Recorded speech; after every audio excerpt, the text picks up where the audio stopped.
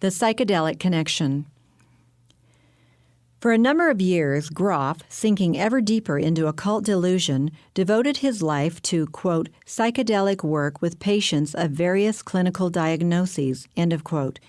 He believed that the records he kept mapped out new territory for Western psychiatry. Then he realized that he had merely, quote, rediscovered what Aldous Huxley experienced under the influence of mescaline, as we've already mentioned, and called perennial philosophy, an understanding of the universe and of existence that has emerged with some minor variations again and again in different countries and historical periods, end of quote. This is the understanding that multitudes have come to through the practice of yoga, and it agrees with the psychedelic experience. Moreover, as we have seen, it coincides precisely with the occult philosophy with which the serpent seduced Eve. Why should Huxley, Groff, or anyone else believe that drugs open the door to a higher reality when experts in that field say that drugs destroy normal brain function? In fact, such thinking is a dangerous delusion. Psychiatrist Peter R. Breggin, one of the world's foremost authorities on psychedelic drugs, declares, quote, psychiatric drugs do not work by correcting anything wrong in the brain. There are no known biochemical imbalances and no tests for them. That's why psychiatrists do not draw blood or perform spinal taps to determine the presence of a biochemical imbalance in the patients. They merely observe the patients and announce the existence of the imbalances to encourage patients to take drugs. Ironically, psychiatric drugs cause, rather than cure, biochemical imbalances in the brain. In fact, the only known biochemical imbalances in the brains of patients are brought about by the psychiatrists themselves through the prescription of mind-altering drugs. He continues, psychiatric drugs work precisely by causing imbalances in the brain, by producing enough brain malfunction to dull the emotions and judgment or to produce an artificial high.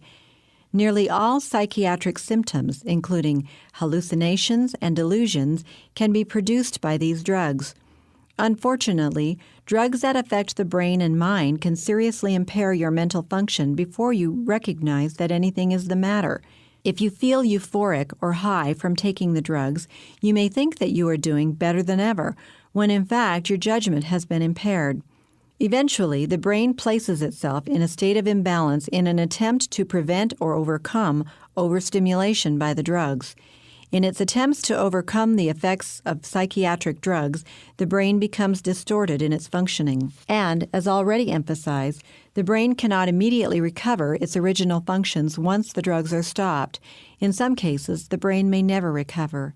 End of quote. Unaware of the deception he had succumbed to, and of which he had become a major promoter, Groff declared that the, quote, different systems of yoga, Buddhist teachings, the Tibetan Vajrayana, Kashmir Shaivism, Taoism, Sufism, Kabbalah, and Christian mysticism are just a few examples, end quote, of this so-called perennial wisdom. Once again, we have yoga explained as a religious mystical practice with roots sunk deep into religious occultism worldwide. This is exactly what one would expect if the Genesis account of Satan's seduction of Eve through the promise of godhood were true. Indeed, the primary lies the serpent told Eve are commonly experienced by practitioners of all mystical experiences in every culture and time in history worldwide. 1. God is an impersonal force rather than personal. 2. Death is unreal. 3. Mankind possesses an innate ability to achieve godhood.